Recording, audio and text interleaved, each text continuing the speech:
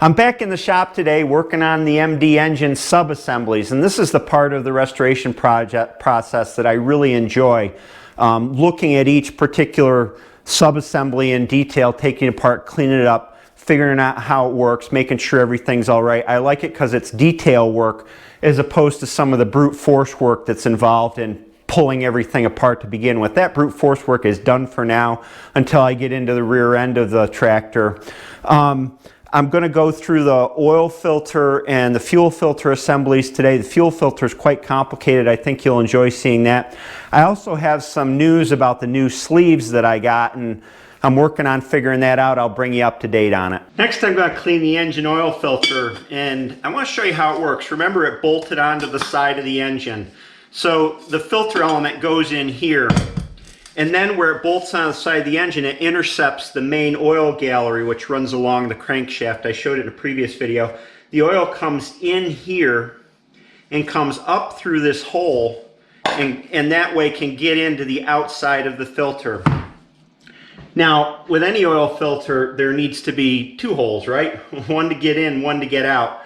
Now, on old Farmalls, the way that the oil gets out after it goes through the filter and it's in this center space inside the element is there's a bolt with a hole in it that goes all the way down and holds everything together.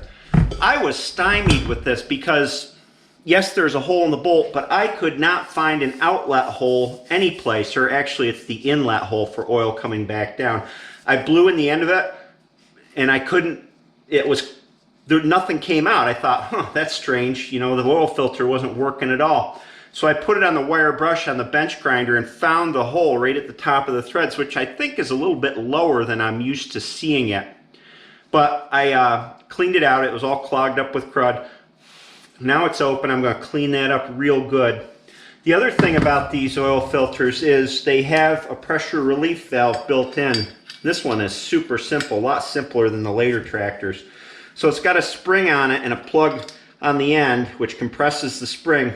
Now if the oil coming into the filter builds too much pressure because the filter is already clogged up, this valve will open, this relief valve will open, and the oil will dump right back into the oil gallery in the engine, so the oil bypasses the filter completely. Even when the filter is clean in this and everything's working right, this is not a total oil filtration system. Only a percentage of the oil passes through the filter. I don't know what that percentage is off the top of my head, but some of the oil goes straight to lubricate the engine. Some of it goes through the filter before doing that.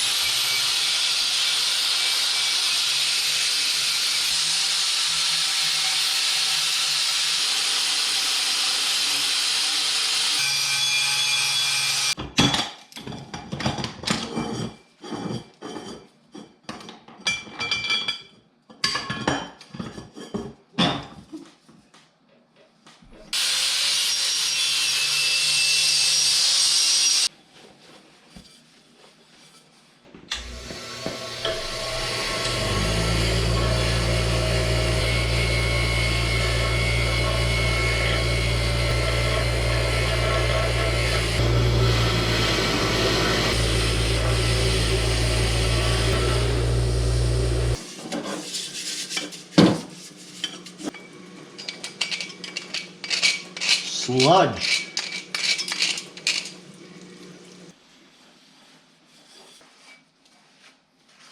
And there we go, nice clean oil filter. Next I'm going to take apart this beast of a fuel filter. We've got water trap, primary filter, secondary filter. We're going to take it all apart and clean it up. First we'll get the water trap off of here. Oh, need channel locks. Oh yeah, it was on there. There we go. Think. Bail. Plate. Water trap. Oh, and there's a screen in here, a filter screen. We'll find filter screen.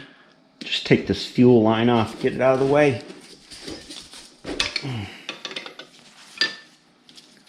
Lots of pieces to this assembly, I think. Valves and petcocks and filters.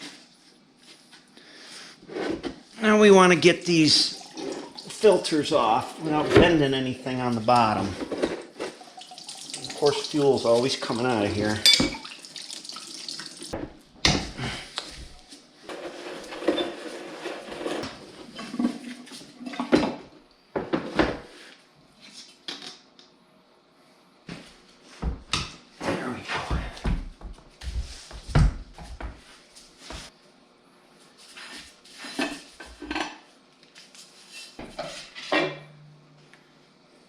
It's interesting, I think when you buy new filters for these nowadays, these old double filter systems, you get two of the same. At least that's what I run on the 656. It's two of the same fine filters. They don't have a coarse and a fine anymore, but this one had two different filters in it. I assume this is the fine and this is the coarse. Or maybe it's the other way around. I really don't know. That looks like an adapter in there. Maybe it's not.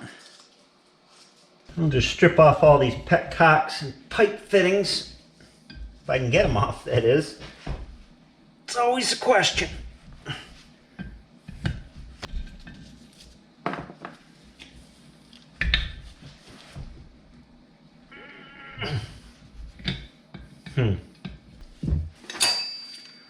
Usually these petcocks will come apart. The bottom will turn right out of the top piece, and then I can put the box end of the wrench on it to get more grab.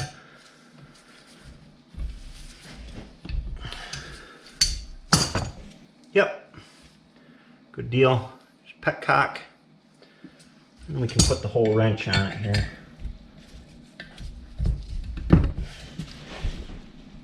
Oh, there we go.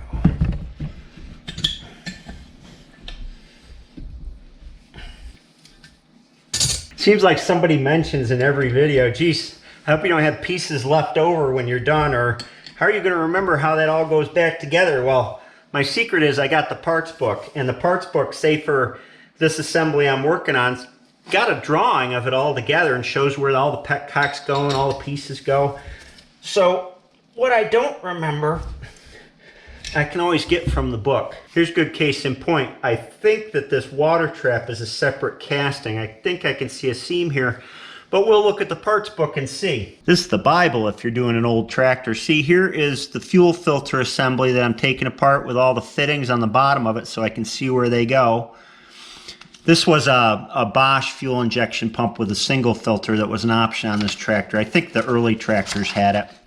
And then here's the water trap filter, and you can see that this casting is separate from the main casting. Here, like I said, I keep my head in these books. So knowing that, I assume that this big bolt here is what holds it on. There we go. Boy, that is really gummed up. I don't know. That shouldn't be in there. Somebody siliconed this back on. That's what they did. Wowie, that is an awfully bad place to be using silicone, that's for sure. Instead of the gasket that's supposed to be in there. Oh, boy, that is a really bad move. Boy, for a fuel filter, this sure does have a lot of sludge in it. Wow. This water trap just has the bolt. I think this is a bleeder to bleed any air out of it. It's got like a needle valve seat on the bottom of it.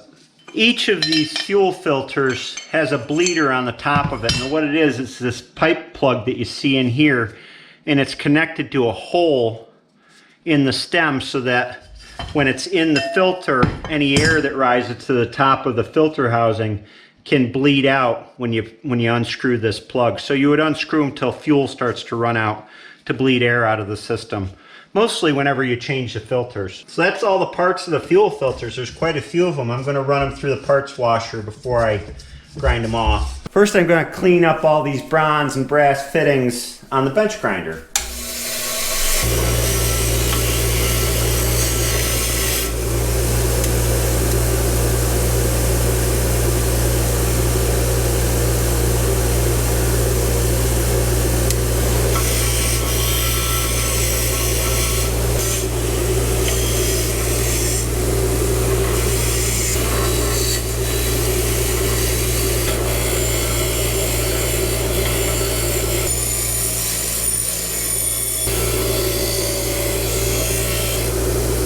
Hopefully a little carburetor cleaner will clean up this glass.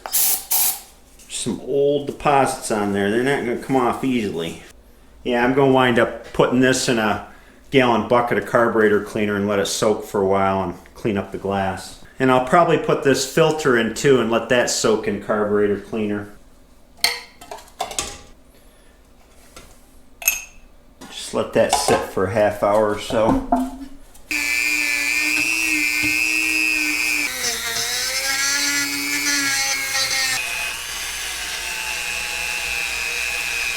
Let's see how our water trap is looking here.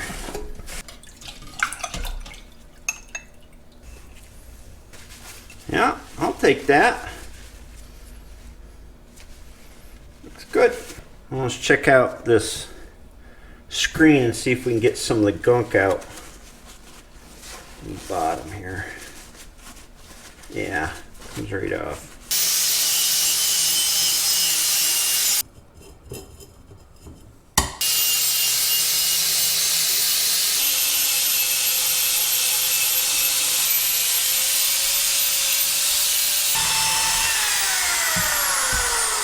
So I have all the pieces cleaned up and I'm going to sort of partially assemble it in reverse order, and luckily I have my parts book to tell me which fittings go where. That's the big part with this. I'm just temporarily assembling it so I can add it to the parts pile, and then when I get ready to paint it, I'll permanently assemble it and put the gaskets and everything else in, seal up the fittings. Both the oil filter and the fuel filter, when you put this down through, it needs to seal, and the top of the bolt is a pretty tight fit, and then it's got a copper crush washer here, and I tend to reuse these unless there's a big problem with them. I clean them up on the grinder and reuse them, and I haven't had much of a problem with them leaking. I know from looking at my photo when it comes to fittings that the center two are the drain petcocks, and you open these up to drain each filter before you replace it. And that this one here is an elbow, and that this one here is a straight fitting that goes onto a fuel line. We can put these two filter housings back on.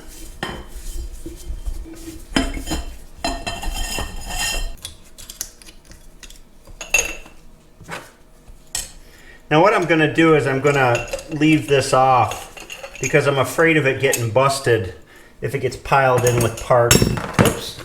And I think we're all set with this. It's all cleaned up. Looks nice and shiny. I got kind of a problem here. Last night I started checking the sleeves closer to make sure I had the right sleeves before everything went up to the machine shop, and realized I don't have the right sleeves. As I've said many times, here's a closer look. It's going to be really hard to see.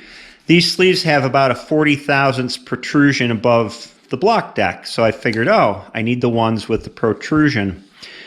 I thought that this ring that you can just barely see under here was part of the sleeve, but as I cleaned it up, it is not part of the sleeve, it's part of the block. So the sleeve just has not a step, but rather just a protrusion. Now when I looked at the sleeves that I got, you can see here that they have a stepped top. So they're not what I need. I took the sleeves and I compared them to what I've got, and they're definitely a larger outside diameter on this flange here. So Bates has got two styles of sleeves, the ones that they sent me, and then they've got one without a step, but in order to verify if it's the right sleeve that they got, I'm going to knock out a piece of this one so I can measure the counter bore under the deck and compare it to what they're measuring in Indiana.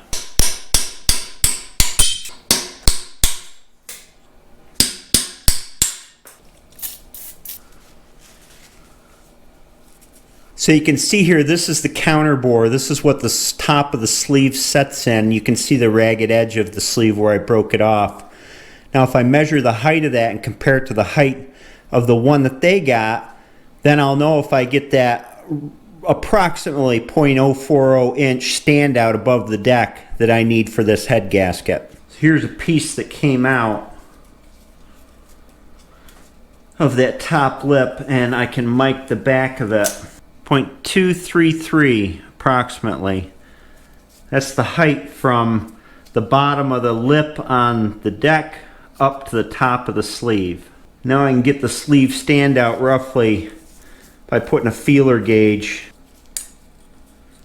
Yep, 0.019, 0.020 is 0.039 above the deck. That's the sleeve stand out. What I want to do is expose enough of the parent bore to get an OD or an ID on the parent bore.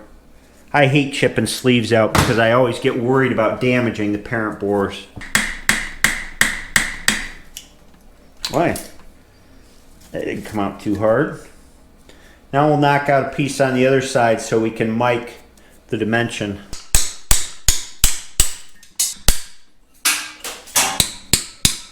Alright, so let's go to the outside of the counter bore first. 4.365.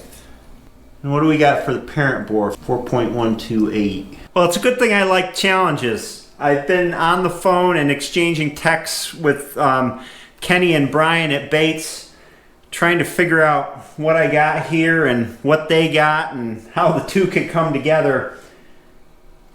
They have a sleeve that was made for a regular MD, not a Super, not a 100 series, that pretty much matches the dimensions of what I have here, except it doesn't have that 40 thousandths standout above the deck that I have talked about in previous videos. The arrangement where the fire ring goes outside of the sleeve, and the sleeve has a 40 thousandths standout. They have a sleeve that is more like a flush sleeve that you would see on a normal engine, where the standout above the block is around 5 thousandths, and then the head gasket fire ring goes over the top of the sleeve. Remember I said there's two ways you can go here. It looks like I'm going to have to go the second way with a flush sleeve and a fire ring over it. So what they're going to do is they're going to send me the second type of sleeve and the second type of head gasket.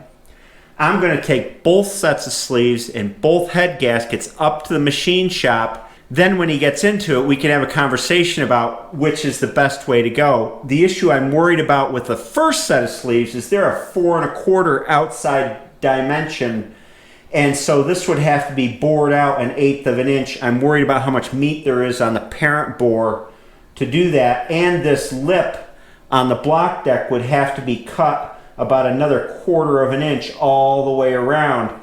And I don't know how much meat there is, so that's a call that the machinist can make. We'll talk back and forth. And then after the machinist and I choose which way or another to go, I can send the sleeves and the head gasket that I don't use back to Bates. At least we have a plan.